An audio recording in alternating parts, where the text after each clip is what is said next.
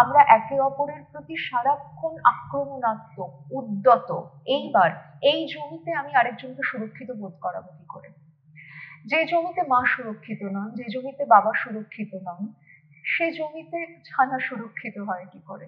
আমরা হয়তো বাচ্চাকে নিয়েই এগোতে চেয়েছি, তাও যদি হয় তাহলেও এবার দেখতে হবে যে বাচ্চার মুখের দিকে তাকিয়ে যদি আমরা একসঙ্গে থাকবো সংকল্প নিয়ে, আমরা ঠিক কিরকম ভাবে একসঙ্গে আছি, তাতে বাচ্চার মুখ প্রতি মুহূর্তে উৎসাহিত উৎফুল্ল হচ্ছে না বিমর্ষ হচ্ছে। সন্তানের উপর কিরকম প্রভাব পড়বে, সন্তানের ক্ষতি হবে কিনা, তার মধ্যে আমরা কিছু চিঠি পেলাম যেখানে বাবারা তাদের অসহায়তার কথা জানাচ্ছেন যে আমরা চাই ওদের সঙ্গে দেখা করতে, ওদের কাছে পেতে, কিন্তু আমাদের কাছে বিচ্ছেদ আর সন্তানের সঙ্গে বিচ্ছেদ সমার্থক হয়ে যাচ্ছে। এই পর্যায়ে দাঁড়িয়ে আমি নিজেকে প্রশ্ন করতে বলবো, আমি যখন ডিভোর্স করছি, আমি সন্তানকে ঠিক কি বলবো ভাবছি, কেন বলবো ভাবছি, এবং বলার মধ্যে দিয়ে কি আউটকাম চাইছি। আমরা তো ডিভোর্স করেছি, ওকে তো আমাকে বলতেই হবে যাতে ও এই সত্যটা সম্পর্কে জানতে পারে। আমরা বলছি বটে, এটাই আমার বলার কারণ, কিন্তু কোথাও আমার আচরণে আমি একটা অন্য কেনর আসলে মীমাংসা চাইছি। সেটা কি? আমি ওকে বলবো যাতে ও বোঝে ওর মা কত খারাপ, আমি ওকে বলবো যাতে ও বোঝে ওর বাবা একজন প্রতারক, আমি ওকে বলবো যাতে যে আমারও শত্রু সে ওরও শত্রু হিসেবে নিরূপিত হয়। I have to be clear to myself, honest to myself, তা না হলে আমার অজান্তে এইখান থেকে সন্তানের ক্ষতি করে ফেলতে।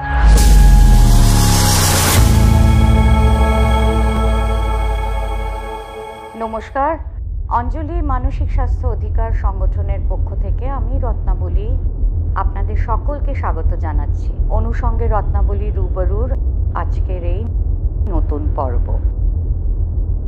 গত মাসে আমরা যে অনুষ্ঠানটি করেছিলাম সেটি ছিল ডিভোর্স শেমিং নিয়ে। সেখানে আপনারা এত চিঠি পাঠিয়েছিলেন আপনাদের সন্তানকে ঘিরে যে কি করে সন্তানকে বলবো, তাই আমরা তারই কন্টিনিউয়েশন আজকের এপিসোড তৈরি করেছি যার নাম ডিভোর্স কিন্তু সন্তান। আর আপনাদের প্রশ্নের উত্তর দিতে বরাবরের মতন এসেছেন আপনাদের প্রিয়, আমার ভীষণ প্রিয় মনোবিদ ডক্টর অনুত্তমা বন্দ্যোপাধ্যায়। নমস্কার। একদম প্রথম চিঠিটাতেই চলে যাই, যেখানে লেখা আছে যে দিদি নমস্কার, নাম প্রকাশে আমি ইচ্ছুক। ঠিক যেমন আমরা ভাবি না যে বিয়েতে একটু গন্ডগোল হলে সন্তান আসলে ঠিক হয়ে যাবে, এবার এখানেও যে চিঠি এসছে সেখানে হলো যে সন্তানের মুখের দিকে তাকিয়ে তোমরা আর বিবাহটি ভেঙো না, এবং একজনের মা অ্যাকচুয়ালি বলছেন যে তুমি ফিরে এসো, নইলে সন্তানের খারাপ হবে।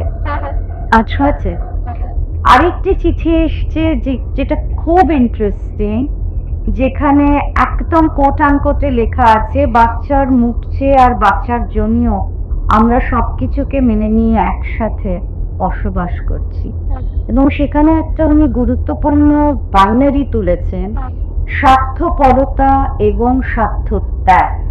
যে আমরা যদি এই এক্সাম্পল তৈরি করি দিয়ে ভাঙার মধ্যে দিয়ে, তাহলে কি সেটা স্বার্থপরতা নয়? এবং আমরা যদি থেকে যাই তাহলে কি আমরা স্বার্থত্যাগের ভ্যালুটা শেখাতে পারবো সন্তানকে? এবং শেষ যে চিঠিটা এই সেগমেন্টে নেব সেটা হলো যে আবারও নাম প্রকাশে অনিচ্ছুক, মনের মধ্যে একটা দ্বিধা কাজ করে, আমার সন্তান আমাকে দোষারোপ করবে না তো এই সিদ্ধান্তের জন্য? কিভাবে তাকে বোঝাবো এসব আর তার জ্ঞান হওয়ার আগেই তো। ওকে, এই সেগমেন্টের এই কটন। বেশ বেশ, তুমি একটা খুব গুরুত্বপূর্ণ বাক্য একটু আগে বলেছো রত্নাবলী দিয়ে। চিঠিগুলোর আলাদা আলাদা স্পেসিফিক উত্তরে যাওয়ার আগে আমি সেই নির্মাণটাকেও আরেকবার একটু উচ্চারণে আনবো, যে বাচ্চা জন্ম নিলেই একটা গোলমেলে বিয়ে আবার সিধে হয়ে যাবে। এই যে বাচ্চার মুখের দিকে তাকিয়ে আমরা বিয়েকে যেন সুরক্ষা দিতে পারি, যেন তাকে ধরে রাখতে পারি, এই বাক্যটার আগের বাক্য আসলে এটা। কিছু নির্মাণ আরেকটা নির্মাণের জন্ম দেয়। প্রাথমিক নির্মাণ কিন্তু এটাও বহু সময় আমরা দেখেছি, এবং এটা যে সবসময় সমাজ তাকে সরাসরি বলছে তা কিন্তু নয়। সে দুটি মানুষেরও মনে হতে পারে যে আমাদের একে অপরের সঙ্গে তো খুব সংঘর্ষ, অনেক ব্যাপারে মত পার্থক্য। আচ্ছা, তাহলে কি যদি একটা সন্তান আসে, আমরা এই সমস্যাটাকে অতিক্রম করতে পারবো? এবং এটা মনে হওয়ার একটা যুক্তি আছে। যুক্তিটা এই, বহু সময় আমরা দেখেছি কনফ্লিক্ট ম্যানেজমেন্টের ক্ষেত্রে, কনফ্লিক্ট নেগোসিয়েশনের ক্ষেত্রে সুপারলেটিভ গোল অ্যাসাইন করে দেওয়া হয়, অর্গানাইজেশনেও শেখানো হয়। যে ধরা যাক আমরা যখন নিজেদের মধ্যে ভীষণ রকমের একটা মতপার্থক্য রয়েছে, কনফ্লিক্টে রয়েছে, সেখানে যদি একটা বড় বিপদ আসে যেটা আমাদের প্রত্যেকের বিপদ, তখন আমরা কিন্তু ওই পারস্পরিক দৈনন্দিন যে ছোটখাটো লড়াই, সেটাকে কোথাও ব্যাকবার্নারে পাঠিয়ে একত্রিত হয়ে বড় শত্রুর মুখে দাঁড়িয়ে পড়ি। যে যেখানে হয়তো যাদের যাদের মধ্যে আদতে একটু গোলমেলে সম্পর্ক, বিশেষ করে অর্গানাইজেশনে দেখবে আমরা এই ধরনের স্ট্র্যাটেজি জানি অ্যাকচুয়ালি, যেখানে তাদেরকে বলা হয় যে তোমরা একই দলে, বানের লড়াই খেলা হবে, তোমরা একই দলে, তখন তারা এই জিতবার জন্য এটাকে একটা মূল জায়গা করে ওরা আমাদের অপোনেন্ট ধরে নিয়ে একে অপরের সঙ্গে একটা সাময়িক বন্ধুতায় যুক্ত হয়ে যাচ্ছে, এবং হয়তো তাতে অনেক সময় ওই সংঘর্ষ থেকে তারা কিছুক্ষণের জন্য বিমুখ হচ্ছেন, এমন উদাহরণও কিন্তু আসে। ফলে বাচ্চা জন্ম নিলে যে দাম্পত্যে কলহ আছে, সমস্যা আছে, তা হয়তোবা কিছুটা স্থিত হবে, হয়তোবা কিছুটা সমাধানে পৌঁছবে, এই ভাবনা কিন্তু একেবারে অযৌক্তিক একটা বেস লাইন থেকে আসে না। সমস্যা হচ্ছে এই সমাধান যা এই সমস্যার ক্ষেত্রে কার্যকরী, সেই একই সমাধান সব সমস্যার ক্ষেত্রে কার্যকরী কি করে হয়? ধরা যাক আজকে যদি আমার মাথা ব্যথা হয়, আমি যে ওষুধটি খাবো, আমার নিশ্চয়ই পেট খারাপ হলে আমি সেই ওষুধটা খাবো না। মাথা ব্যথার দাঁতে ব্যথার ওষুধ মিলতে পারে পেইন কিলার হিসেবে যদি দেখি, কিন্তু যদি আমার একটা স্পেসিফিক ইনফেকশন হয়ে থাকে, সেখানে হয়তো এই ব্যথার ওষুধ একটা সাময়িক বিরাম আনবে, কিন্তু তার চেয়ে বেশি সমস্যার সমাধানে নিয়ে যাবে না। ফলে ঠিক কি ধরনের মতো পার্থক্য, এটা কি দুজনের মধ্যে খুনসুটি, মাঝে মাঝে খিটখিট, নাকি বৃহত্তর কিছু ভ্যালুজ এর ডিফারেন্সেস চলে আসছে, ভীষণভাবে দুটো মানুষের ব্যক্তিত্বের তফাৎ রয়েছে, বা ধরা যাক পারিবারিক হিংসা রয়েছে, কি কারণে দুটি মানুষ একসঙ্গে থাকতে পারছেন না, এটা যদি আমরা খতিয়ে না দেখি, সমাধান সূত্র হিসেবে সন্তান, এটা অমুকের ক্ষেত্রে তো প্রযোজ্য ছিল তাই আমাদের ক্ষেত্রেও প্রযোজ্য হবে, এই ভাবনাটাকে, নির্মাণটাকেই আগে আমাদের অ্যানালাইজ করতে হবে এবং নিরীক্ষণ করতে হবে, কারণ এর ওপর দাঁড়িয়ে আছে পরবর্তী নির্মাণ। ধরো যদি এমন হয় যে এটা আমাদের ছোটখাটো ব্যক্তির সমস্যা, এরকম নয়, এটা একটা বিরাট আকার নিচ্ছে, এতটাই ফ্লেয়ার আপ করে যাচ্ছি আমরা যে তুমিও তোমার যে মুখ নিয়ে আমার সামনে দাঁড়াচ্ছ, আমিও আমার যে মুখ নিয়ে তোমার সামনে দাঁড়াচ্ছি, তা আমাদের পরস্পরকে বিদ্ধ করছে। আমরা একে অপরের প্রতি সারাক্ষণ আক্রমণাত্মক, উদ্যত। এইবার এই জমিতে আমি আরেকজনকে সুরক্ষিত বোধ করাবো কি করে? যে জমিতে মা সুরক্ষিত নন, যে জমিতে বাবা সুরক্ষিত নন, সে জমিতে ছানা সুরক্ষিত হয় কি করে? আমি এই কথা অনেক সময় বলি যে একটা পাখিও ডিম পাড়বার আগে তার বাসার সুরক্ষা দেখে, এমনকি কোকিলও আরেকটা বাসা আছে জেনে ডিম পেড়ে আসে। আমরা মানুষরা কেন সেটা করছি না? ওরাও তো পারছে। আমরা যখন একজনকে আনছি পৃথিবীতে, আমরা কি একটু দেখে নেবো না ঘরটা ঠিক আছে কিনা? ঘরটা ওকে দিয়ে ঠিক করব, এইটা দেখার আগে কি ঘরটা ঠিক করে ওকে আনাটা আরেকটু বেটার ডিসিশন নয়? এবার ধরা যাক অ্যাক্সিডেন্টালি এলো, ভাবিনি, চলে এসছে, আমরা হয়তো বাচ্চাকে নিয়ে এগোতে চেয়েছি, তাও যদি হয়, তাহলেও এবার দেখতে হবে যে বাচ্চার মুখের দিকে তাকিয়ে যদি আমরা একসঙ্গে থাকবো সংকল্প নিই, আমরা ঠিক কিরকম ভাবে একসঙ্গে আছি, তাতে বাচ্চার মুখ প্রতি মুহূর্তে উৎসাহিত, উৎফুল্ল হচ্ছে না বিমর্ষ হচ্ছে।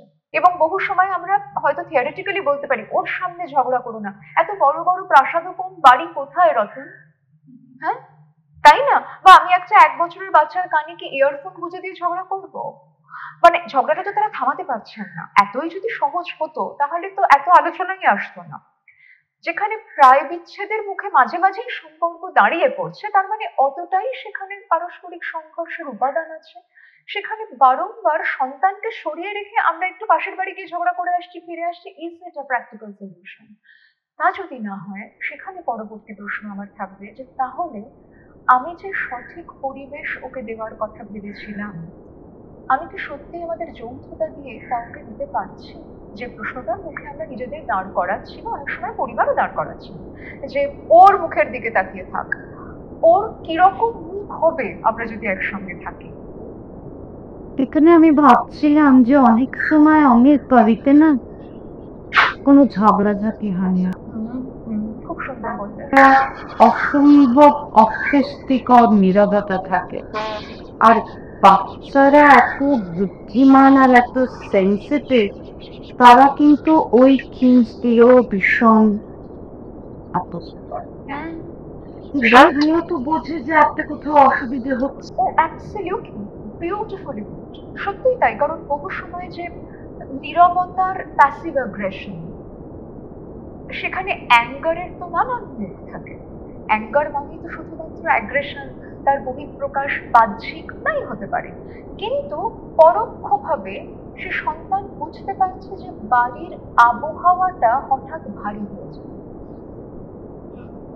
এবং আমি কিন্তু ক্লিনিক্যালি কাজ করতে গিয়ে এমন অনেক মানুষকে পাই, আমি বাচ্চাদের নিয়ে কাজ করি না, কিন্তু যারা এখন বড় হয়েছেন তারা বলেন যে আমি না ওই একটা কোথায় যেন গলাটা মায়ের বদলে যায়, বা বাবার তাকানোটা বদলে যায়, এটা এত দেখে দেখে বড় হয়েছি, এখনো আমি সারাক্ষণ কিরকম যেন ডিমের খোলার উপর পা রেখে বাড়িতে হাঁটি। একটু মায়ের মুখটা ভার হলে কি হয়, আবার ওদের মধ্যে কিছু হলো না তো? কারণ আমি জানি যে ঝগড়া হয়তো দেখিনি, কিন্তু মিলও দেখিনি। একটা খুব অমিলের বাড়িতে আমার বড় হওয়া, এবং তারও কিন্তু প্রভাব পরবর্তীকালে তার মননের ওপর, তার পরবর্তী সম্পর্ক যাপনের উপর পড়তেও পারে, পড়বেই আমি বলছি না, কিন্তু এই যে প্রশ্নগুলো জাগছে যে আমরা তার ক্ষতি করে ফেলবো কিনা, খুব স্বাভাবিকভাবেই, কারণ আমরা তো দুজনই সন্তানকে ভালোবাসি, এবং যে দিদিমা, যে ঠাকুমারাও বলছেন বিয়েটা টেকা, তারাও ভালোবাসেন। আসলে ওই একটা প্রোটেকশনিস্ট ফ্রেম থেকে এসে আসছেন, যেখানে তারা নিজেদেরও প্রোটেক্ট করতে চান, সন্তানদেরও প্রোটেক্ট করতে চান, কিন্তু ওই স্বার্থপরতা আর স্বার্থত্যাগ, এটা কি তুই একটু অ্যাড্রেস করবি? অ্যাবসলিউটলি। এই জায়গাটা তার আগে যে কারণে বলতে চাইছিলাম যে আমরা একটা সরলীকরণ যে কোনো নির্মাণের বারংবার কিন্তু প্রশ্ন করব, এটাও কিন্তু অনুসন্ধানের রূবরূপ একটা জায়গা যেখানে আমরা যে কোনো ধরনের নির্মাণকে বিনা প্রশ্নে মেনে নিই না। আমি সেইটা একটু আমাদের দর্শক শ্রোতা বন্ধুদের অনুরোধ করব যে আপনারাও যদি সেই অতি সরলীকরণ থেকে, যে বাচ্চার জন্য আমাদের বিয়েতে থেকে যেতে হবে তবেই বাচ্চার ভালো হবে, বা একটি বাচ্চার জন্ম দিলেই সমস্যাজনক বিয়ে সমস্যা থেকে মুক্ত হবে, এই বাক্যগুলোকে এক্ষুনি এক্ষুনি মেনে না নিয়ে আপনার কনটেক্সটে ভেবে দেখুন যে সেটা আপনার ক্ষেত্রে সত্যি কতটা সত্য, কতটা কার্যকরী।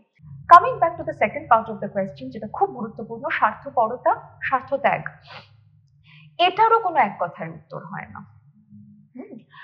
কারণ প্রথম কথা হচ্ছে যে ত্যাগ শব্দটা খুব বড়। ত্যাগ শব্দটার সঙ্গে আমি ব্যক্তিগতভাবে আমার নিজের ভাবনায়, পড়াশোনায়, জীবনে এখন যেখানে দাঁড়িয়ে আছি সেখানে যেভাবে দেখি, সেটা হচ্ছে কি উদ্দেশ্যে কিভাবে ত্যাগ করছি সেটাও দেখতে হবে। ধরো আমি ত্যাগ বলে যেটাকে চিহ্নিত করছি, সেটা আদতে ত্যাগ নাকি আরেকটি মানুষের অন্যায় আচরণকে প্রশ্রয় দেওয়ার নিদর্শন, আমি এই প্রশ্ন রাখবো।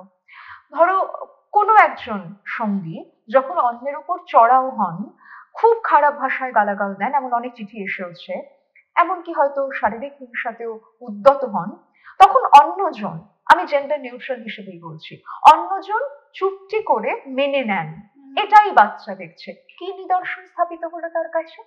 এমনও তো বলতে পারি আমি এখানে স্বার্থপরতা, স্বার্থত্যাগের কোনো নিদর্শন হচ্ছে না, অন্যায়কে প্রশ্রয় দেওয়ার শিক্ষা দেওয়া হচ্ছে।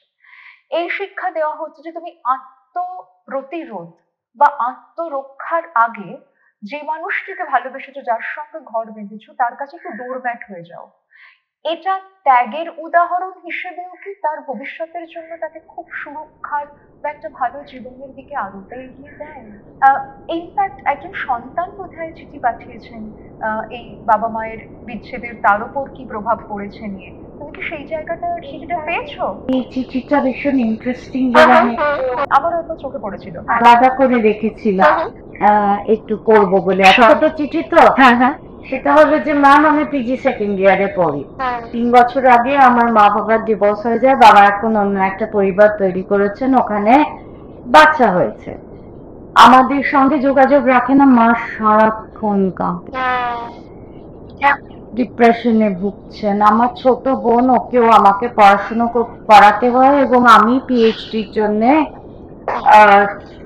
তৈরি হচ্ছি, এবং সংসারের ঝামেলা, মায়ের মানসিক অবস্থা, টাকার টানাটানি আমাকে একেবারে ভেঙে দিয়েছে। বন্ধুরা বলে এগিয়ে চল, কিন্তু আমার শক্তি যেন মনে হচ্ছে ফুরিয়ে আসছে।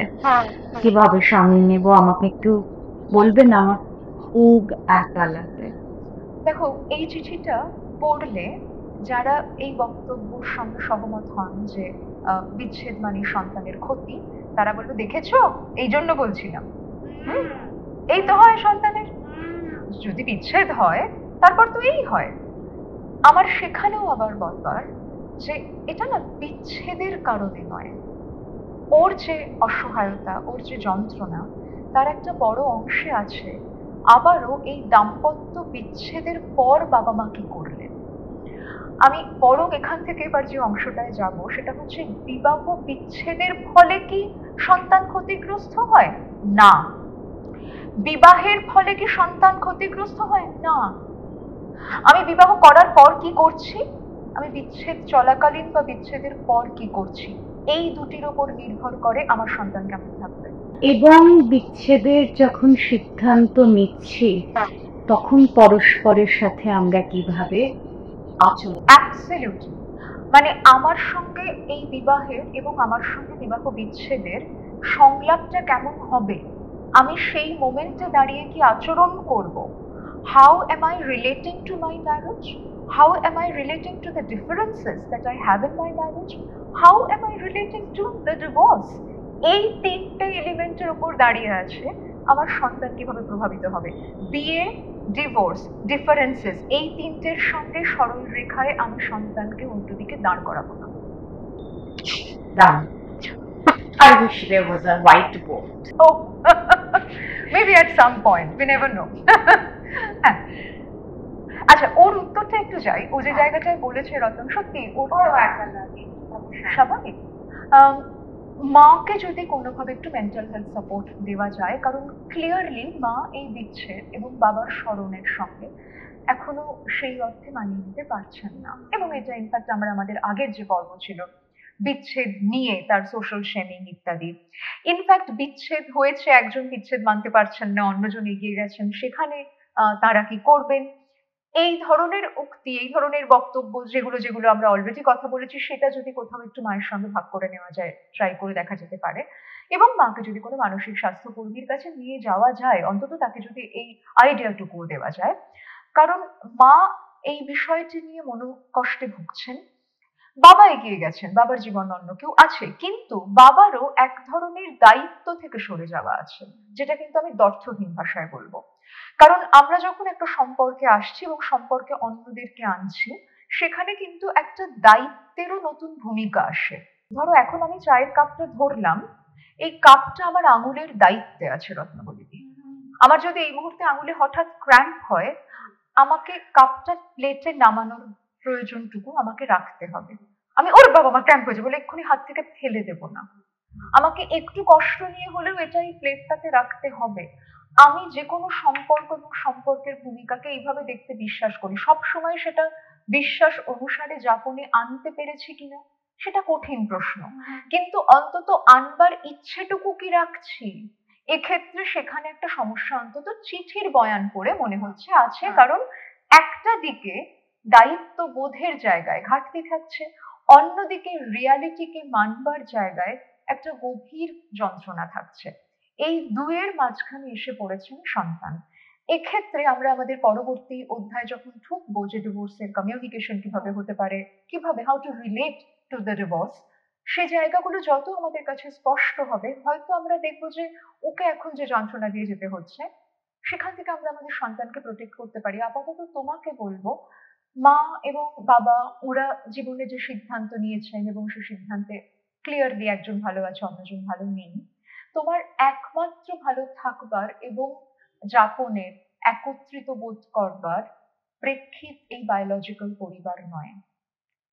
পরিবার কিন্তু আরো অনেক বড় শব্দ। আমি রাদার তোমায় বলবো, তুমি তোমার একাকিত্বকে যদি চ্যালেঞ্জ করতে যাও তাহলে একটু চোজেন ফ্যামিলির দিকে তাকাও। হুম? ধরো তুমি যেখানে পড়াশোনা করছো সেখানে তোমার যারা বন্ধুরা রয়েছেন, কো রিসার্চার্সরা রয়েছেন, কখনো কখনো শিক্ষকরাও হতে পারেন, তাদের সঙ্গেও কিন্তু তোমার একটা বন্ডিং তৈরি হচ্ছে। তুমি যখন আর্থিক জায়গাটাকে নিজের জীবনে আর অন্যভাবে একটু প্ল্যানিং এ ফেলবে, তোমার সেখানে আরো অনেকখানি আত্মনির্ভরতাও আসবে। ফলে এদের দুজনের ওপর নির্ভর করে আমাকে অন্যের সঙ্গে যুক্ত থাকা বোধ করতে হবে বা আমার একাকিত্ব মোচন করতে হবে, পরিবারের বোধ নিজের মধ্যে আনতে হবে, এর কোনো বাধ্যবাধকতা নেই। এই মুহূর্তে এই ঘরে আমরা যারা রয়েছি, উই আর আ ফ্যামিলি। আমি যদি সেই মনটা ধরে রাখতে পারি, আই এম নেভার অ্যালোন। আর একটা কথা আমি বলতে চাই যে অনুতমা মানসিক স্বাস্থ্য সাপোর্টের কথা বললেন, সুলভের বিনা পয়সায় মানসিক স্বাস্থ্য সাপোর্ট দেয় জনমানুষ বলে একটি প্রকল্প। আপনি প্লিজ তাদের সঙ্গে যোগাযোগ করবেন। আমি সম্ভব হলে একটা নিচে ফোন নাম্বার আমাদের কমিউনিকেশন টিমকে অনুরোধ করব। ঠিক, এবং ওরা বাড়িতেও যান, বাড়ি গিয়েও যিনি সাহায্য চাইছেন তার সঙ্গে কথা বলেন। ঠিক। শোন না, এবার আমাদের সেই সেগমেন্টটা, সেই অধ্যায়টা যেখানে আমরা আমাদের প্রচুর পুরুষ দর্শক শ্রোতা বন্ধুদের চিঠি পেয়েছি। একটি চিঠি, খুব সুন্দর চিঠি এসছে ইংরাজিতে, আমি পড়ি। We have decided to divorce and the lawyers are already drafting the papers. The hardest part is our 11-year-old son. He watches us interact only by fighting and arguing and just absolute silence. My wife wants to take him abroad if a transfer comes through, and I feel sick at the thought that I would be losing him. The idea that she could uproot him just for her convenience, I look at that and I feel extremely furious. I keep worrying he will see relationship as nothing but betrayal and absence. I want to be present for him, and half the time I don't even know how to talk without sounding bitter about her. Please tell me how to help him hold on to some sense of stability while everything falls apart. I have failed my marriage. I don't want to fail myself. Yeah.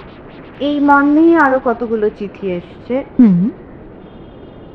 একজন লিখছেন নাম প্রকাশে অনিচ্ছুক যে আমি আমার স্ত্রীর টাকার ওপর ডিপেন্ডেন্ট এবং সেজন্য আমার স্ত্রীকে কিছু বলতে পারতাম না। ছেলেকে দেখতে চাইলেও স্ত্রী বলতেন না, সম্পর্ক রাখবে না। শ্বশুর বাড়ির লোকেরাও স্ত্রীর পক্ষে, যদিও আমার প্রতি তারা খানিক সহানুভূতিশীল। আমি মানসিকভাবে খুব বিধ্বস্ত। কিভাবে ঘুরে দাঁড়াবো, কিভাবে ছেলেকে বড় করব। তারপরে আরেকটা লম্বা চিঠি এসছে, মোরালেস ওই একই বয়ান। স্ত্রী সম্বন্ধে প্রচুর অভিযোগ করেছেন এবং যেটা সব থেকে বড় কথা সেটা হলো যে খুব বাজে ভাষায় গালাগালি করে। ওকে, মানে ছেলের মুখের দিকে তাকিয়ে সব সহ্য করছি, কি করব বুঝে উঠতে পারছি। এই মর্মে অনেকগুলো চিঠি। বুঝতে পারছি। মানে এই যে নির্ভয় আমাদের পুরুষ দর্শক শ্রোতা বন্ধুরা আমাদের চিঠি লিখছেন, এটা একটু আনন্দও হচ্ছে, কিন্তু চিঠিগুলো পড়ে না বড্ড কষ্ট হচ্ছে। ঠিক। ইনফ্যাক্ট মনে আছে রত্নবলিদি, আমরা যেদিন ডিভোর্স শেয়ারিং এর পর্বটি করেছিলাম সেখানে আমরা একটা জায়গায় উল্লেখও করেছিলাম যে দুজনের সংকট দুই ধরনের, এবং একটি নারীকে যেভাবে শেমিং এর মধ্যে দিয়ে যেতে হয় তার একটা আলাদা অভিঘাত তার উপর অনেক সময় থাকছে, এবং আমাদের অনেক পুরুষ দর্শক শ্রোতা বন্ধুদেরও আরেকটা যন্ত্রণা দিয়ে যেতে হচ্ছে, সেটা হচ্ছে লুজিং মাই চাইল্ড। কারণ এখানে একটা কাস্টাডি এবং কাস্টাডির ক্ষেত্রে ইউজুয়ালি মার সঙ্গে সন্তান যাচ্ছেন, এই যে একটা প্রবণতা। ইনফ্যাক্ট আরেকটা ইন্টারেস্টিং পার্সপেক্টিভ হঠাৎ আমার এই চিঠি পড়তে পড়তে মনে হলো যে আমরা সবসময় মহিলাদের ক্ষেত্রে লস অফ আইডেন্টিটির কথা বলি। এই চিঠিগুলোর মধ্যে যে যন্ত্রণার ভাষা আমরা দেখতে পাচ্ছি, সেখানে আমরা পৌরুষের মধ্যেও কিভাবে একজন পুরুষ মানুষের আইডেন্টিটি লস হচ্ছে তার কিছুটা আন্দাজ পাচ্ছি। ঠিক। এবং এবং এটাকেও বোধহয় আমাদের অ্যাড্রেস করতে হবে। অ্যাবসলিউটলি। দেখো, এটা বিভিন্ন দিক থেকে খুব গুরুত্বপূর্ণ এবং আমিও আমাদের দর্শক শ্রোতা বন্ধুদেরকে অনেক ধন্যবাদ জানাবো যে তারা আমাদের কাছে ভরসা করে চিঠিগুলো পাঠিয়েছেন এবং তাদের যন্ত্রণার কথা একেবারে ডিটেলে তারা জানিয়েছেন। যে এক্ষেত্রে আমরা প্রাথমিকভাবে যে জায়গাটা আবারও আনবো, সেটা হচ্ছে এই কাস্টাডিতে মায়ের সঙ্গে সন্তান যাবে একটা নির্দিষ্ট বয়সের থেকে, সেটাই প্রায় নির্ধারিত হয়ে যায়। এটার যে একটা যন্ত্রণা বাবার উপরে আসছে, সেটা কিন্তু খুব রিয়েল। এবং আমার সঙ্গে আমার স্ত্রীর একটা বিচ্ছেদ ঘটে যাচ্ছে, যেটা অনেকেই লিখেছেন। আমার স্ত্রীর সম্পর্ক, আমার স্ত্রীর অন্যান্য আচরণ, এগুলো নিয়ে আমার সমস্যা আছে। স্ত্রীরাও অনেকে অন্য ক্ষেত্রে লিখেছেন যে তাদেরও হয়তো তাদের পার্টনারদের নিয়ে সমস্যা রয়েছে। ইনফ্যাক্ট এই মানুষগুলিও যখন লিখছেন যে আমিও আর ওর সঙ্গে থাকতে পারছি না, কিন্তু কোনো ক্রমে আছি, কারণ ওর সঙ্গে বিচ্ছেদ মানে সন্তানের সঙ্গেও বিচ্ছেদ। এটা ইকুইভ্যালেন্ট হয়ে যাচ্ছে। যারা চিঠি পাঠাচ্ছেন আমাদের পুরুষ দর্শক শ্রোতা বন্ধুদের জন্য, অনেক সময় নারীর জন্য সেটা কিন্তু ইকুইভ্যালেন্ট নয় রত্নাবলীতে। মায়ের কিন্তু এইটা মনে হচ্ছে না, কিন্তু এখানে না আমি আরেকটা দিকও আনবো। আমরা কোথাও তার মানে আদতে যখন বলি প্যারেন্টিং, তার মানে ধরেই নি জন্মসূত্রে যে নারী মা তিনি একা, তিনিই প্যারেন্ট। প্যারেন্টিং শব্দটার মধ্যে আমরা কিন্তু যৌথতাকে আদতে ভাবি কম। এমনকি যিনি মা, তারও মনে হতে পারে আমি যদি আমার সন্তানকে তার বাবার সঙ্গে রেখে দিই, হয়তো তার উপরও চাপ পড়বে, কিন্তু তিনি যেন তেন প্রকারেণ আমার সঙ্গেই আমার সন্তানকে নিয়ে বেরোতে হবে এই বিয়ে থেকে, এই ভূমিকায় নেমে পড়ছেন। কারণ না হলে উনি ডাবলি শেম হবেন। সবসময় যে তিনি বাচ্চার সঙ্গে থাকবেন বলেই শুধু চাইছেন, এমনটাও না হতে পারে। আমি কিন্তু এমন নারীও জানি যিনি জীবনে বিবাহে যখন থাকতে পারেননি, তার সন্তানদের সঙ্গে তিনি এখন নেই, সন্তান বাবার কাছে থাকে, তার জন্য তাকে গভীরভাবে শেম হতে হয়েছে। কিন্তু তার তখন মনে হয়েছিল যে আমার পক্ষে বিবাহে থাকা সম্ভব হচ্ছে না, কিন্তু আমার সন্তানরা ওর বাবার কাছে অনেক বেটার থাকবে। তাতে কিন্তু ভীষণ খারাপ মা হিসেবে তাকে যথেষ্ট লেবেল করা হয়েছে। কিন্তু পাশাপাশি এই যারা চিঠিগুলো পাঠাচ্ছেন তাদের যন্ত্রণার জায়গাটাতেও যদি আমরা তাকাই, তারা তো চাইছেন দায়িত্বের অন্তর্গত হতে। তারা চাইছেন যে সন্তান আমার সঙ্গেও থাকুক, বা আমি বলছি না শুধুই আমার কাছে থাকুক, কিন্তু আমাকে অ্যাক্সেস দাও, আমার থেকে সন্তানকে সরিয়ে নিও না। এবং সেখানে তুমি আমার উপর যে পরিমাণ রাগ এবং যে ধরনের একটা ক্ষমতার ভাষা যেন পাল্টা প্রয়োগ করছো, সেই অসহায়তার কথা উঠে আসছে। আমার মনে হয় এর উত্তর যদি দিতেই হয় রত্নাবলীদি, তাহলে আমাদের আবারও যৌথ অভিভাবকত্ব এবং কো প্যারেন্টিং এর গল্পে ঢুকতেই হবে। আমরা যখন ডিভোর্সের মধ্যে দিয়ে যাওয়ার কথা ভাবছি, ডিভোর্সের সিদ্ধান্ত নিচ্ছি, তখন আমাদের পরস্পরের মধ্যে কিছু সংলাপ অ্যামিকেবলি স্থাপন করা সম্ভব কিনা। যারা এই চিঠি পাঠিয়েছেন আমি তাদের বলবো যে আপাতত যদি সম্ভব হয় আপনারা আপনাদের নির্দিষ্ট লয়ারের সঙ্গে কথা বলুন, কারণ ভিজিটেশন রাইট কিন্তু থাকার কথা আমি যেটুকু আইন জানি। এমনও যদি হয় যে কাস্টাডি হয়তো একজন পেলেন, কিন্তু অন্যজন যিনিও সন্তানের সঙ্গে একই সম্পর্কে যুক্ত, তাকে সম্পূর্ণ বাউন্ডারির বাইরে পাঠিয়ে কেউ দিতে পারে না। ইনফ্যাক্ট যিনি লিখেছেন যে my son would be uprooted and my wife would probably take my son with her because of the job and she is doing it absolutely for her convenience, এইটা ভাবলে আমার ফিউরিয়াস হয়ে যাচ্ছে, ভীষণ রাগ হচ্ছে, আমার ভীষণ বিটারনেস আসছে। আমি বলবো এটাকে যদি আমরা আবারও একটু অন্যভাবে দেখি, যে আমার স্ত্রী এই শহরে থেকেই যদি চাকরি করে অন্য বাড়িতে থাকতে পারতেন সন্তান সহ, তাহলে আমার আরেকটু কম কষ্ট হতো। হতে পারে তার যে ধরনের প্রফেশন আমরা জানি না সেটা, সেক্ষেত্রে তার এই মুহূর্তে অন্য শহরে হয়তো সন্তান নিয়ে থাকলে বা অন্য দেশে থাকলে তার ক্যারিয়ার, তার আর্থিক অবস্থার জায়গা থেকে তিনি বেশি সুরক্ষিত বোধ করবেন। আহ এই জায়গাটার সিদ্ধান্ত তিনি কেন নেবেন, এইটা যেহেতু সন্তানের সঙ্গে আমার বিচ্ছেদ হয়ে যাচ্ছে তাই আমার মনে হচ্ছে। কিন্তু যদি এখানে একটা আমি কেবল ম্যারেজ থাকতো তাহলে কিন্তু আমার আমার স্ত্রীর একটা ক্যারিয়ার ডিসিশন নিয়ে এতটা খারাপ লাগতো না। তাহলে এই দুটোকে না আমরা মিলিয়ে দেখবো না, আমরা একটু সেপারেট করে দেখি। এভাবে দেখি যে ওই ক্যারিয়ার ডিসিশনটা আমার কাছে এত যন্ত্রণাদায়ক হয়ে দাঁড়াচ্ছে তার কারণ তার সঙ্গে আমার আর আমার সন্তানের দুটি আলাদা দেশে থাকাটা অবশ্যম্ভাবীভাবে চলে আসছে। দুই হচ্ছে এই আপরুটেড সে হয়ে যাবে কিনা, যেহেতু তার এখন 13 বছর বয়স, তার সঙ্গে আমরা কিভাবে সংলাপে আসবো আমি এবং আমার স্ত্রী, এই নিয়ে সত্যি আমাদের ভাববার প্রয়োজন আছে, যেটা আমাদের এই পর্বের থার্ড সেগমেন্টে আমরা আনবো, হয়তো সেক্ষেত্রে উত্তর পেতে পারেন। আপাতত বলবো এই প্রত্যেকটি যন্ত্রণা রিয়েল। ইনফ্যাক্ট যিনি লিখেছেন যে আমি স্ত্রীর ওপর আর্থিকভাবে নির্ভরশীল, আরেকজন ইনফ্যাক্ট আমি দেখছিলাম লিখেছেন যে আমি ফাইন্যান্সিয়ালি এক্সপ্লয়েটেড বোধ করছি বাই মাই ওয়াইফ, এমন চিঠিও এসেছে। এবং সেখানেও কিন্তু কাস্টাডি নিয়ে একটা ভয় রয়েছে। আমি বলবো যে প্রত্যেকটা ক্ষেত্রেই আমরা এক ধরনের যৌথতায় আসতে পারি কিনা এটা দেখতে হবে, তার কারণ সন্তানের জীবনে বাবার এবং মায়ের ভূমিকায় তারা আলাদা আলাদা ভাবে রয়েছেন। কিন্তু আজকে আমার সঙ্গে যদি আমার সঙ্গীর বনিবনা না হয়, তাকে মা হিসেবে বা বাবা হিসেবেও আমার সন্তানের জন্য ক্ষতিকারক ধরে নেওয়াটা আমার দেখা। এই যে আমার মনে হচ্ছে যে এই যে আমার স্ত্রীকে নিয়ে সমস্যা হচ্ছে বা আমার মনে হচ্ছে এই ডিসিশনটা ভুল, পরবর্তীকালে এটা ওরও মনে হবে না তো? Well, I would take a pause and I would understand I am seeing my son through my lens. আমার বিশ্বাস, আমার ভিউজ দিয়ে আমি ওর ভিউটাকে অনুমান করে নিচ্ছি। ওর তেমনটা মনে হতেও পারে, তেমনটা মনে নাও হতে পারে। এমনও মনে হতে পারে যে এই কারণে আমার মায়ের ওপর রাগ হয় না, অমুক কারণে রাগ হয়, সেটা হয়তো আমার কারণের সঙ্গে মেলে না। বা এই কারণে আমার বাবাকে নিয়ে সমস্যা হয়নি, আমার ওই কারণে বাবাকে নিয়ে সমস্যা হয়েছে।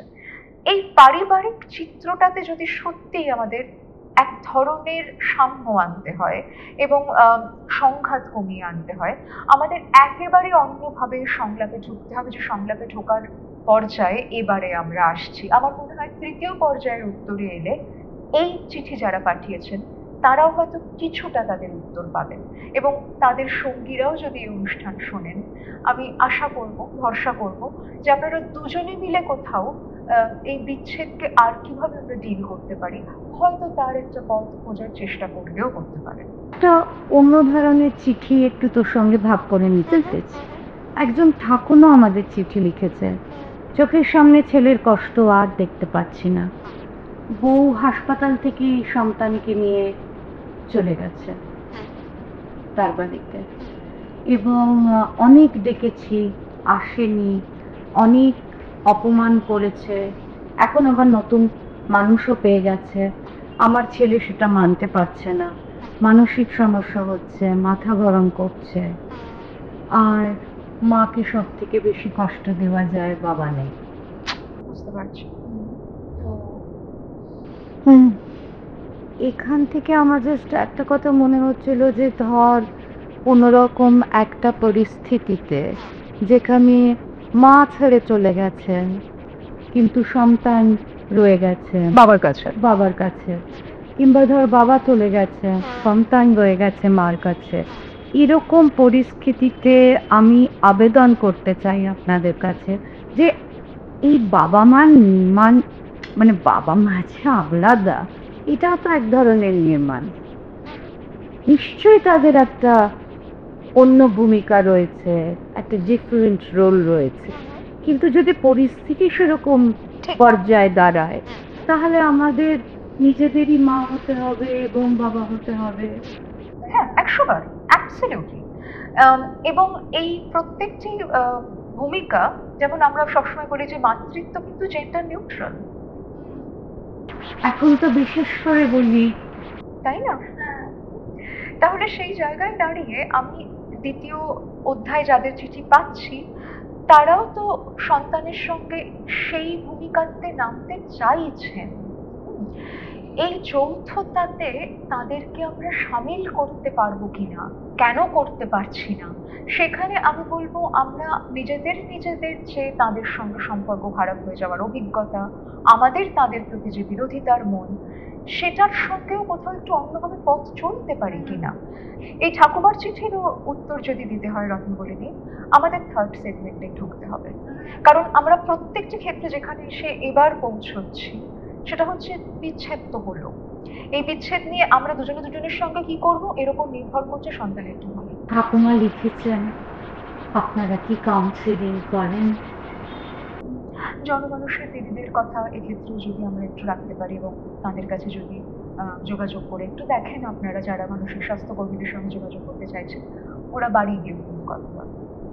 এবারে একটা গুরুত্বপূর্ণ অধ্যায়তে আমরা ঢুকবো, Right. সেটা হলো যে আমরা বিচ্ছেদের সিদ্ধান্ত নিয়েছি এবং এই লার্জার যে পার্সপেক্টিভ অর্থাৎ ফ্যামিলি, কালচার, এই সমস্ত কিছু মাথায় রেখে আমরা কিভাবে আমাদের সন্তানের কাছে এই খবরটি জানাবো।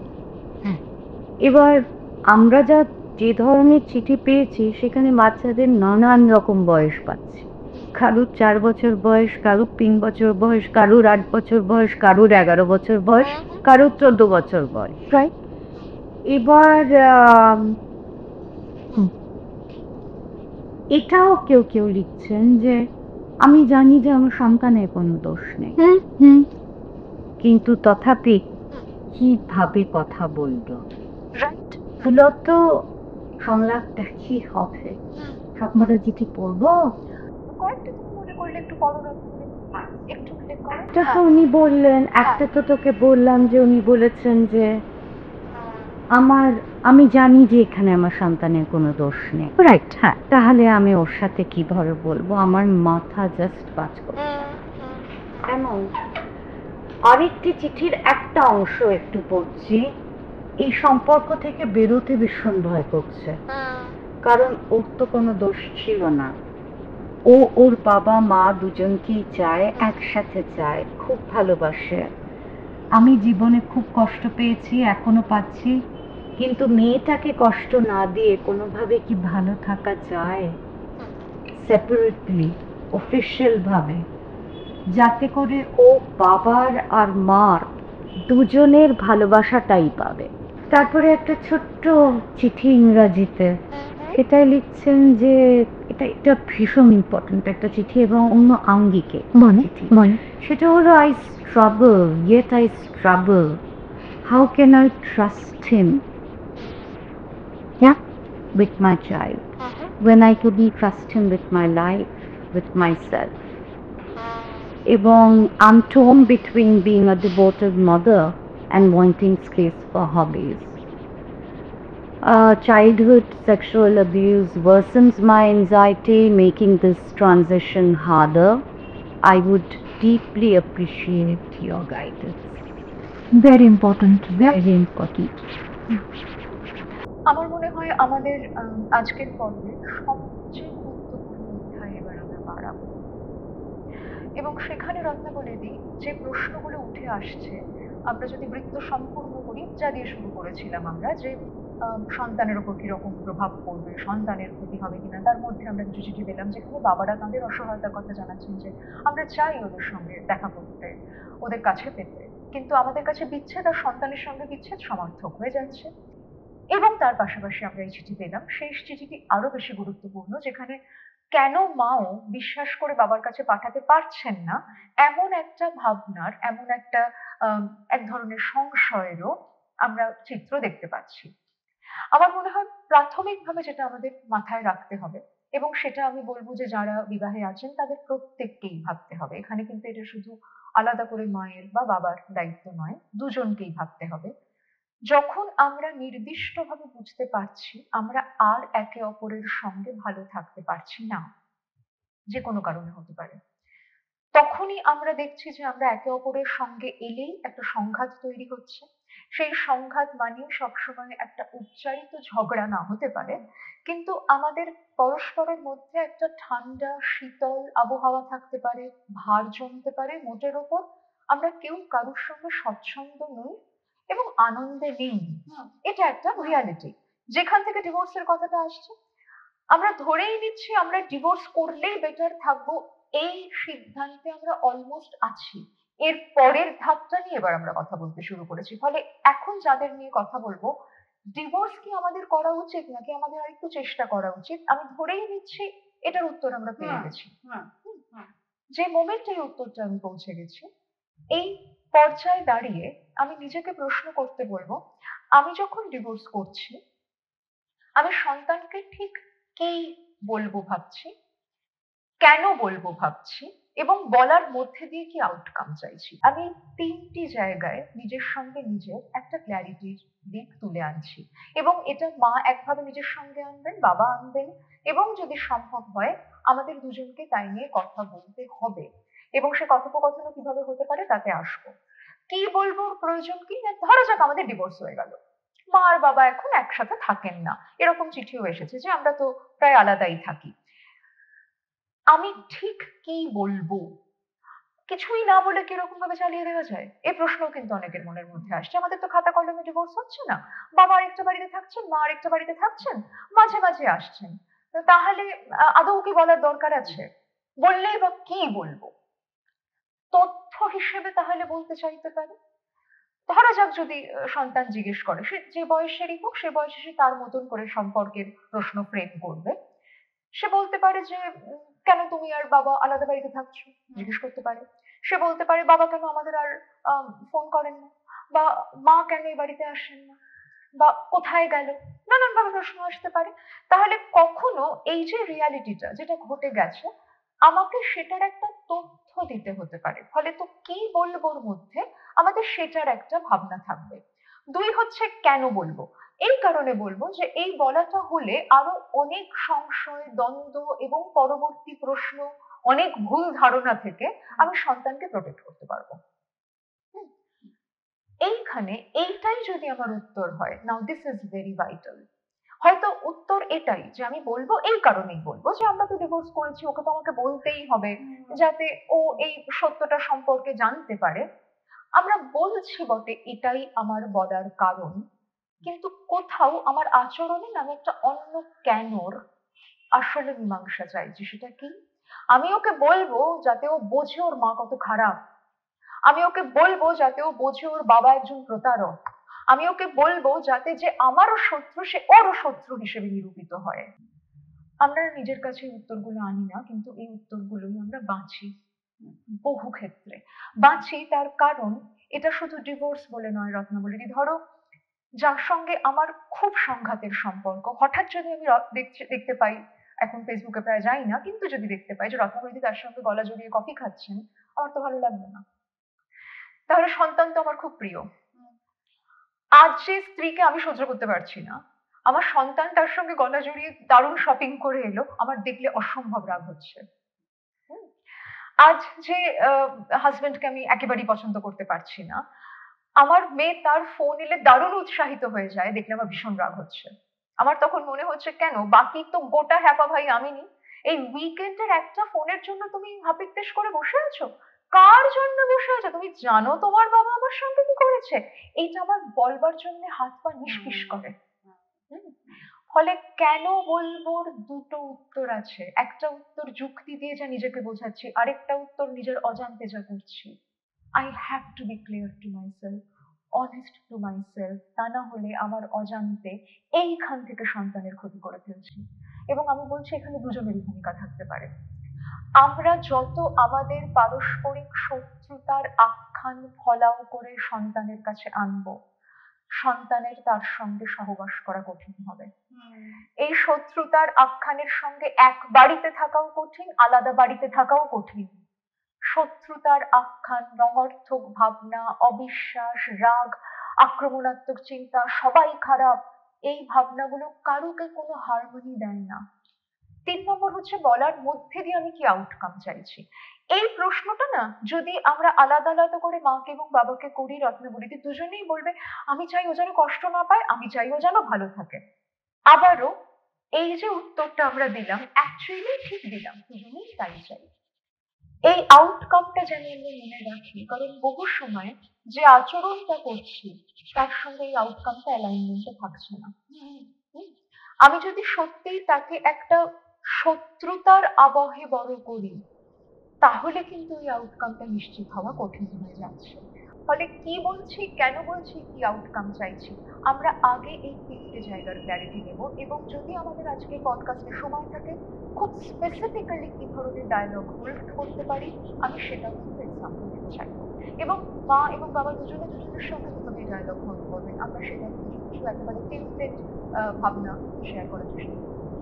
আমি ঠিক থেকে এই জায়গাটাতেই আনবার চেষ্টা করছিলাম যে থিওরিটিক্যাল ক্লারিটি একদম পরিষ্কার, একটা জায়গাতেই বড় করে আনলি যেখানে আমাদের নিজেদের সেলফের সঙ্গে কাজ করতে হবে। অ্যাবসলিউটলি, কিন্তু সেলফের সঙ্গে কাজ করার পরও আমাদের কিছু কিছু দক্ষতা দরকার, কারণ আমাদের কাছে সেই ল্যাঙ্গুয়েজ থাকে না, সেই আর্টিকুলেশন থাকে না। তুই কয়েকটা আর্টিকুলেশন দিয়ে আমাদের দর্শক শ্রোতা বন্ধুদের একটু সাহায্য কর, একটু এনেবল কর, একটু ফ্যাসিলিটেট কর। লাইভ লেটে যাচ্ছে। Thank you. আমারও মনে হয় রাজনীতি সেটা দরকার আছে। তার আগে দু একটা ব্যতিক্রমী জায়গাও একটু আনবো, যেখানে আমাদের একজন দর্শক শ্রোতা বলতে দিচ্ছেন যে I could not trust this person, how can I trust him with my daughter. এবং সেখানে নানান ধরনের আশঙ্কা থাকতে পারে। আমি বলবো আমরা তো সত্যিই জানি না আপনি কেন ওকে বিশ্বাস করতে পারেননি। এবার এমন যদি হয় যে আমি জানতে পেরেছি যে লেটস সে আমার সঙ্গী তিনি একজন চাইল্ড অ্যাবিউজার, ধরো আমি জানতে পেরেছি, এবং সেই কারণে আমি তার থেকে সরে গেছি। সেখানে কন্যা সন্তান আমি তার কাছে পাঠানোর ক্ষেত্রে আমার আশঙ্কা থাকতে পারে। হুম? ফলে কি কারণে ট্রাস্ট করতে পারিনি, এই জায়গাটা কিন্তু আমার মধ্যে কোথাও যদি আসে আমাকেও তলিয়ে সেটা ভাবতে হবে। কিন্তু এমন যদি হয় যে আমার সঙ্গে সম্পর্কে থাকাকালীন, বিবাহে থাকাকালীন তার আর একটা প্রেম হয়েছিল, তাই আমি তাকে ট্রাস্ট করতে পারিনি, এর সঙ্গে আমার কন্যাকে বা পুত্রকে তার কাছে পাঠানোর কোনো সম্পর্ক নেই। হুম, কারণ বিবাহ পরবর্তী প্রেম, বিবাহ সমান্তরাল প্রেম, এটা একটা অন্য বিষয়। আমরা আগেও আলোচনায় এনেছি যে তার কিছু নিজস্ব ভার থাকে, জটিলতা থাকে, কিন্তু সেখানে আমরা দুজনে দুজনের চিরন্তন সঙ্গী, অমর সঙ্গী হয়ে উঠতে পারিনি বলে তারা বাবা মায়ের ভূমিকাতেও ভীষণ অকৃতকার্য হবেন, এবং তার সঙ্গে আমি আমার সন্তানকে ভরসা করে ছাড়তে পারবো না। এটা আমার রাগ, এটা আমার ওর প্রতি অভিমান, যে তুমি আমায় এটা দাওনি, তুমি যা চাও আমিও তোমায় দেবো না। এখানে আমার কাছেও আমার নিজের যেন একটা স্বচ্ছ আইডিয়া থাকে যে এই ট্রাস্ট ডিস্ট্রাস্টের কারণ হিসেবে আমি কি রাখছি। এমনও যদি হয় যে সেই বাবা হয়তো ভীষণ অ্যাবিউজ করেন, এবং হয়তো ফিজিক্যালি অ্যাবিউজ করেন, নট নেসেসারিলি সেক্সুয়ালি শুধু অ্যাবিউজ করেন, হয়তো আমি জানি তার রেজ প্রবলেম আছে, ধরা যাক মায়ের একটা রেজ ইস্যু আছে, মা খুব কুৎসিত ভাষায় গালাগাল দেন, লিখেওছেন কেউ কেউ। সেখানে যদি আমার মনে হয় যে আমার এটাই আশঙ্কা, আমার সন্তান তো এই ভাষাগুলো পিক আপ করবে মায়ের থেকে ওর কাছে থাকলে, কিন্তু কাস্টাডি আমি পাইনি, সেখানে আমাকে ভাবতে হবে যে যদি বাবা হিসেবে কাস্টাডি আমি পেতাম এবং আমি যদি মায়ের কাছে পাঠানোর ব্যাপারে কোথাও সন্দিগ্ধ হই, সেই আশঙ্কার মধ্যে কিছু সত্যতা আছে। কিন্তু coming back to what to do and how to hold this conversation, প্রাথমিকভাবে যেটা আমার বলার সেটা হচ্ছে কি বলবো, মধ্যে একটাই সত্য থাকবে, সেটা হচ্ছে আমরা আর একসঙ্গে থাকতে পারছি না, এবং আমরা না আর এক বাড়িতে থাকি না। যখন বাচ্চা জিজ্ঞেস করছে যে মা কেন আসছে না বা বাবা কেন আসছে না, আমরা না একসঙ্গে আর থাকছি না, কেন, ওর কষ্ট হতে পারে। এবং এখানে আরো একটা উক্তি বারবার এসছে, ওর তো কোনো দোষ নেই, ওর তো কোনো দোষ নেই, ওটা একটু আলাদা করে আমি ধরবো রত্নাবলী দিই, তুমি যদি আমি ভুলেও যাই আমায় একটু মনে করিও। আহ আমরা তাকে এটুকু বলতে পারি যে আমরা একসঙ্গে থাকতে পারছি না। দেখো অনেক সময় যেরকম তোমারও তোমার কোনো বন্ধুর সঙ্গে হয়তো আজকে তোমার খুব ভাব, তোমার খুব ভালো লাগছে তার সাথে গল্প করতে, কিন্তু কালকে তোমার সঙ্গে তার কিছু নিয়ে একটা অসুবিধা হতে পারে, হয়তো এখন তুমি আর ওর পাশে বসো না, তোমার আর ওকে অতটা ভালো লাগে না, এরকম তো হয়। বা হয়তো খেলার মাঠে তোমার ওর সঙ্গে আগে খুব ভালো লাগতো টিম করে খেলতে, কিন্তু এখন ও তোমার টিমে এলে তোমার একটু প্রবলেম হচ্ছে। তাহলে আমাদের যার সঙ্গে কখনো বন্ধুত্ব থাকে, অনেক সময় সেখানে চেঞ্জও আসে। চেঞ্জ দিয়ে ওকে বোঝানো, ভিলেনাইজ করে নয়, এইটা খুব খুব ইম্পর্টেন্ট। অমুক ভুল, অমুক খারাপ, তাই থাকতে পারছি না, বা আমি ভুল, আমি খারাপ, সব দোষ আমার, এও বলা দরকার নেই। এই দোষ দোষ দোষ সমৃদ্ধ বাক্যগুলোকে একটু সরাই। আমরা বলি আমাদের দুজনের সম্পর্কটি আগে যেমন ছিল তেমন নেই। যে ভাষায় যে বয়সে বুঝবে তাকে সেই ভাষায় সেই বয়সে বোঝানো, যে ভাষায় একদম ছোট বাচ্চা ভাব আর আড়ি দিয়ে বুঝবে তাকে তাই দিয়ে বোঝাবো। কিন্তু তৎক্ষণাৎ বলবো তার মানে কিন্তু এই নয় যে তোমার সঙ্গে মায়ের আড়ি হয়ে গেছে, তার মানে কিন্তু এই নয় যে তোমার সঙ্গে বাবার আড়ি হয়ে গেছে, তার মানে কিন্তু এই নয় যে বাবার সঙ্গে আমার এখন কথা বলতে ভালো লাগছে না, ঠিকই হয়তো আমার এক্ষুনি ফোনটা ধরতে ইচ্ছে করছে না, কিন্তু তুমি ফোন ধরো, তোমার সাথে কোনো সমস্যা নেই। I have to be a confident parent. আমি যদি একাও তাকে বড় করছি হয়, সেখানেও যেমন রত্নাবলী বলছিলেন আমার হয়তো দুটো ভূমিকাতেই নামতে হতে পারে, সেখানেও যেমন একটা বিশ্বাসের দরকার আছে। আমার সারাক্ষণ থ্রেট পারসেপশন নিয়ে যদি একটা প্যারেন্টহুড চলে, না সেটা আমার পক্ষে ভালো না সন্তানের পক্ষে ভালো, তাকেও একটা ভীষণ ভীতু অবিশ্বাসী বাচ্চা করে আমি বড় করছি, এটা কোনো কাজের কথা নয়। এবার coming back to the other part of it, এমন যদি হয় যেটা আমাদের একজন লিখেছেন যে whenever I'm trying to hold this conversation I am becoming very bitter, আমি পারছি না ওই তিক্ততাকে সরিয়ে ওর সাথে কথা বলতে আসতে, আমায় দরকার হলে সেখানে নিজের কিছুটা হিলিং এর দিকে তাকাতে হবে। আলাদা করে আমি এই বিষয়টি নিয়ে আমার থেরাপিস্টের কাছে যেতে পারি, নিজেকে একটু সামাল দিতে পারি। আমি আমার সন্তানকে বলতে পারি দেখো এখন না তোমার আর আমার 13 বছর, আপনি বলেছেন এখন না তোমার আর আমার মায়ের ব্যাপারে কথা বলতে গেলে আমি অনেক ভুলভাল কথা বলে ফেলবো, কারণ তোমার মায়ের উপর আমার এখন খুব রাগ, কিন্তু তার মানে এই নয় যে যা যা বলবো ঠিক ঠিক বলবো, কারণ এখন আমি খুব রাগ করে বলবো। তাই এখন আমাকে একটু সময় দাও, just know that I love you. তুমি তোমার মায়ের সঙ্গে থাকলেও আই লাভ ইউ, তুমি আমার সঙ্গে থাকলেও আই লাভ ইউ। এবং এই বাক্যটি আমাদের যখন বিচ্ছেদের মধ্যে দিয়ে আমরা যাই, বারংবার সন্তানের কাছে আনতে হবে। তোমার সঙ্গে আমার বিচ্ছেদ হয়ে যাচ্ছে না, এক বাড়িতে না থাকতে পারলেও হচ্ছে না। এবং যখন এবার আসি আমাদের পুরুষ দর্শক শ্রোতা বন্ধুদের চিঠির মানে উত্তরে, তাদের সঙ্গীদের কাছেও আবেদন থাকবে এই যে আমরা আমাদের নতুন সঙ্গী পেয়ে হয়তো আমার হাজবেন্ডের সঙ্গে আর থাকছি না, অন্য বাড়িতে থাকছি হতে পারে, বা আমার হাজবেন্ডের সঙ্গে আমি থাকতে পারিনি, হয়তো যে ঠাকুমা চিঠি লিখছেন আজকে তার ছেলের জন্য সেই শাশুড়ি মাকে আমি নিতে পারিনি, হতেই পারে।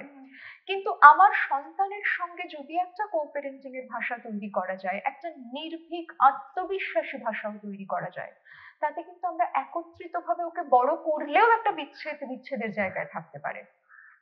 দরকার হলে তাই নিয়েও আমরা একসঙ্গে কোনো থেরাপিস্টের কাছে যেতে পারি। সবসময় কাপল থেরাপি মানে একত্রিত থাকবার জন্য থেরাপি নয়। বহু সময় আমরা দুজনেই ডিসাইড করেছি আর একসঙ্গে থাকবো না, how to make this divorce amicable, how to hold this conversation with our children time and again. এবং এটা একটা ongoing process, once and for all বলে দিলাম তা নয়। এমনও হতে পারে যে বাচ্চা মনে হয়েছিল বুঝে গেছে, আবার কিছু মাস পরে ছুটে এসছে, সে বলছে থাকো না গো তোমরা একসাথে, হতেই পারে। এবার এমনও হতে পারে যে কোনো একটা বন্ধুর বাবা মায়ের ছবি দেখে ওর হঠাৎ মনে হয়েছিল, তখন ছুটে এসে বললো। এবার হতে পারে আমি সেই মা যে বিচ্ছেদটা মানতে পারে, তখন কিন্তু আমার ওর বাবার উপর রাগ হবে, দেখেছো ওর জন্য আজকে এই কষ্টটা হচ্ছে না, প্লিজ আন্ডারস্ট্যান্ড এই বিচ্ছেদটা নিয়ে এখনো ওর প্রসেসিং হয়নি, কিন্তু যে অনিচ্ছুক মা যে অনিচ্ছুক বাবা তাদের দুজনকে এক জায়গায় রেখে দিলে এমনিতেও বাচ্চা বেশি দিন ভালো থাকতো না।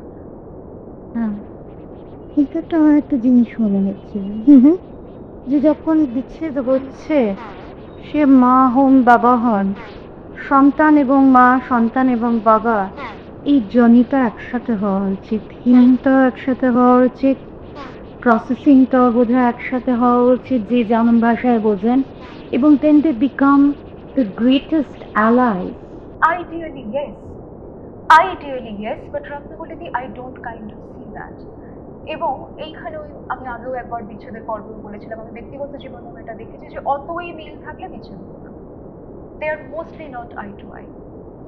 এবং এই যে আমরা আউটকামের জায়গাটা নিয়ে আসছি যে আমি কি চাই, এই যে এইবার ধরা যাক আমার বাচ্চা এসে আমাকে বললো তুমি বলো না গো বাবাকে চলে আসতে, কেন তোমরা একসঙ্গে থাকো না, আমার বুকটা ফেটে গেল, কারণ আমিও তো চাই বাবা আমাদের সঙ্গে থাকুক, বাবা এখন অন্য কোথাও থাকে, বা সেটা মায়ের ক্ষেত্রেও হতে পারে, হয়তো সন্তান বাবার কাছে আছে, সন্তান এসে বাবাকে বলছে, বাবার মায়ের উপর ভয়ঙ্কর রাগ হলো, বা হয়তো সন্তান বাবার কাছে থাকে না, বাবাকে ফোন ধরে বলছে তুমি চলে এসো, বাবা জানে বাবার বুক ফেটে গেলেও বাবা যেতে পারবে না কারণ মা সেখানে হিসাব করে রেখেছে। এই প্রত্যেকটা সিচুয়েশনে আমাদের রাগ আবারও ফিরে ফিরে আসবে। আমাদের সেখানে দেখতে হবে যখন এই কনভারসেশন হোল্ড করছি সন্তানের সঙ্গে, once again what is the outcome that I expect. The outcome is ওর ফার্দার কষ্ট না হয়, এবং ও যাতে এই ডিভোর্সটা নিয়েও ভালোভাবে এগোতে পারে। কারণ আমাদের বিবাহের মধ্যে থেকেও ভালোভাবে এগোতে পারছিল না, এখন যখন তাতে একটা বদল এসছে, সেটা যেন ওর পক্ষে আরো ক্ষতিকারক না হয়। সেক্ষেত্রে যদি আমার সন্তান আমার কাছে এসে বলে, একদম টেমপ্লেট উত্তরের কথা তুমি বলছিলে বলে বলবো, এটা it is just a suggestion, আপনার মতন করে আপনারা বলতে পারেন যে ডেকে পাঠাও, বা কেন আসছে না, বা বাবা তুমি চলে এসো। আমি বুঝতে পারছি বাবা হয়ে আমার পক্ষে যাওয়া সম্ভব নয়, মা জানেন বাবাকে ফোন করলেও বাবা হয়তো আসবেন না, এক একটা পরিবারে এক এক রকম চিত্র। তাকে আমরা বলতে পারি তুমি খুব মিস করছো না, চলো আমরা একটু কি মিস করছি নিয়ে কথা বলি। আমরা আমাদের কষ্টটা ওইখানে তার সঙ্গে তখন ভাগ করতে পারি, কিন্তু ওটাতেই আটকে যাব না। This is also very important. মানে আমরা একটা দুঃখী ফ্যামিলি না, নট রিয়েলি। বাবা এই মুহূর্তে ফোন করছেন না, বাবা আসতে পারছেন না, এটাও যেমন ঠিক, কিন্তু বাবার তো আমার সঙ্গে একসঙ্গে হলে মাঝে মাঝে তুমি দেখেইছো কি কীর্তি হয়, তাই জন্য বাবার আসতে ইচ্ছে করছে না। তবে এই মোমেন্টে বাবার তুমি একসঙ্গে থাকতে পারলে হয়তো ভালোই হতো। হ্যাঁ, আমরা তিনজন একসঙ্গে থাকতে পারছি না, that is really sad, I wish, কিন্তু এক্ষুনি হচ্ছে না। কখনো আর হবে না জানি না গো, এক্ষুনি হচ্ছে না। এক্স্যাক্টলি যেটা ট্রুথ সেটা বলুন। বাবার ক্ষেত্রেও যদি এমন হয় যে সন্তান ফোন করে বলছে তুমি চলে এসো, আমি জানি যে মা চাইছেন না আসি এবং গেলে খুব অশান্তি হবে, সেখানে বাবাকে বলতে হতে পারে দেখো এই মুহূর্তে আমি গেলে কিছু প্রবলেম হবে বাবা, তুমি তো দেখেছো কি চলে বাড়িতে, তো আমরা সেইটাকে একটু অ্যাভয়েড করি, কিন্তু আমি রইলাম, তোমার যদি মনে হয় তুমি যখন ছুটিতে আবার কখনো এখানে আসবে আমরা একসঙ্গে বেরোবো। অন্য দেশেও যদি সন্তান থাকে, সে যখন যখন এই দেশে আসতে পারছে, বা আমার পক্ষে যদি সে দেশে যাওয়া সম্ভব হয়, আমার কাছে যদি ভিজিটেশন রাইট থাকে, আমি কিছুটা সময় তার সঙ্গে কাটাতে পারবো। এবং প্রতি ক্ষেত্রে এই ডিভোর্সটা না হলে কত ভালো হতো, ডিভোর্সের জন্য কে দায়ী, এই উত্তরটা মাথায় চর্চা করে সন্তানের সঙ্গে যদি সংলাপে যাই, সেই সংলাপ কখনো সদর্থক আউটকামের দিকে আমি নিয়ে যাবে না। আগে আমায় ওইটা রিজলভ করতে হবে যে ওই ধাপটা কিন্তু পেরিয়ে গেছি, এখন আমার উদ্দেশ্য হচ্ছে ওর কাছে কতটা এটাকে আমরা সঠিকভাবে প্রেজেন্ট করতে পারি, এবং ওর তো কোনো দোষ নেই, দোষ থাকলেই কষ্ট পাবে এই বাকে বলেছে, এটাও একটা নির্মাণ, তাই না? এই যে ওর তো কোনো দোষ নেই, ও কেন কষ্ট পাচ্ছে। আমরা যখন সম্পর্কে একে অপরের সঙ্গে জড়িত থাকি, পরস্পরকে খুব ভালোবাসলেও তো কষ্ট পাই অনেক সময়। আমরা যখন একে অপরের সঙ্গে একটা সম্পর্কে আবৃত হয়ে আছি, একে অপরের সঙ্গে জড়িয়ে মরিয়ে আছি, আমরা কষ্ট পাবোই, কষ্ট পাবোই রত্নাবলী দি। If I am attached to you, আজকে তোমার কোনো বিপদে আমার কষ্ট হবে না, সেটা তোমার দোষ না আমার দোষ, তাই না? তো সেখানে আমরা একে অপরের সঙ্গে যুক্ত আছি বলেই একজনের উপর একটা কিছু ঘটলে তার অভিজ্ঞতা অন্যজনের উপর ঘটছে। সেখানে মা সন্তান বাবা তিনজনে একসঙ্গে ছিলাম, দুজনের মধ্যে যখন একটা গোলমাল তৈরি হয়েছে, যে গোলমালটার সমাধান হচ্ছে না, তার ফলে তিনজনের মধ্যে অভিঘাত তৈরি হবে, তিনজনের মধ্যেই একটা কোথাও যন্ত্রণার একটা সময় আসবে, কিন্তু তার অতিক্রম করার পথও থাকবে। ওই জন্যই বললাম যে আমরা একটা ইটার্নালি দুঃখী ফ্যামিলিতে পরিণত হয়েছি, এটাও আবার একটা ভীষণ স্ট্যাগনেটেড ন্যারেটিভ, এটাও ভাবার দরকার নেই। আমরা কেউ কাউকে ছেড়ে চলে গেল, ফেলে চলে গেল, এই আখ্যানগুলো থেকেও বেরোবো। আমরা অ্যাবান্ডনমেন্ট দিয়ে দেখবো না, আমরা ট্রানজিশন দিয়ে দেখবো। আমাদের ভাষায় যদি সেই বদলটা আসে, নিজের মাথাতেও যদি সে বদল আসে, ডিভোর্স নিয়ে কমিউনিকেশন আমার অন্যভাবে পুনর্নির্মিত হবে। যদি তার পুনর্নির্মাণ সম্ভব হয়, সন্তান বুঝবে যে একসঙ্গে থাকলে হয়তো ভালো হতে পারতো, কিন্তু আমার মা বাবা দুজনে আলাদা আলাদা বাড়িতে থাকলেও কখনো আমার যাতায়াতকে বাধাপ্রাপ্ত করেনি, আমার ভালোবাসাকে বাধাপ্রাপ্ত করেনি। এমনও যদি হয় যে আমার মনে হচ্ছে যে আমার সঙ্গীর কিছু নির্দিষ্ট অ্যাগ্রেসিভ আচরণ আছে যেটা নিয়ে আমার সমস্যা, আমি তাকে বলতে পারি যে তুমি এই জায়গাটা নিয়ে ওয়ার্ক করো, এই মোমেন্টে তুমি বাচ্চার সঙ্গে দেখা করবে না আমি বলছি না, কিন্তু আমার প্রেজেন্সে দেখা করো, কারণ বা আমি আশেপাশে থাকবো, বা আমি বাচ্চাকে হয়তো পাঠালাম মায়ের কাছে বা বাবার কাছে যেখানে আমার ডিস্ট্রাস্ট আছে, আমি তাকে নাম্বার দিয়ে দিলাম, বললাম the moment you feel unsafe or problematic give me a call, I can always come back. তাহলে তাকে অ্যাসিওরও করছি, আবার তাকে ভীষণ আশঙ্কাগ্রস্ত হয়েও বড় হতে শেখাচ্ছি না, তাকে আমি সেফ স্পেসও প্রোভাইড করছি ইন্ডিপেন্ডেন্স প্রোভাইড করছি। অনেক অনেক ধন্যবাদ তোকে আজকে। Thank you. অনেকগুলো বিষয় তুই খুব স্পষ্ট করে বললি এবং একটা স্বচ্ছতা এলো। আমার মনে হয় আমাদের দর্শক শ্রোতা বন্ধুরা যারা এই অনুষ্ঠান শুনছেন বা শুনলেন তাদের জন্য যথেষ্ট ক্ল্যারিটি রইল এবং আমরা অনুপমা এবং আমি সেই আউটকামের দিকে তাকিয়ে থাকলাম। সবাই খুব ভালো থাকবেন। উৎসব আসছে, সবাই খুব এনজয় করবেন। দেখা হবে উৎসবের উপর।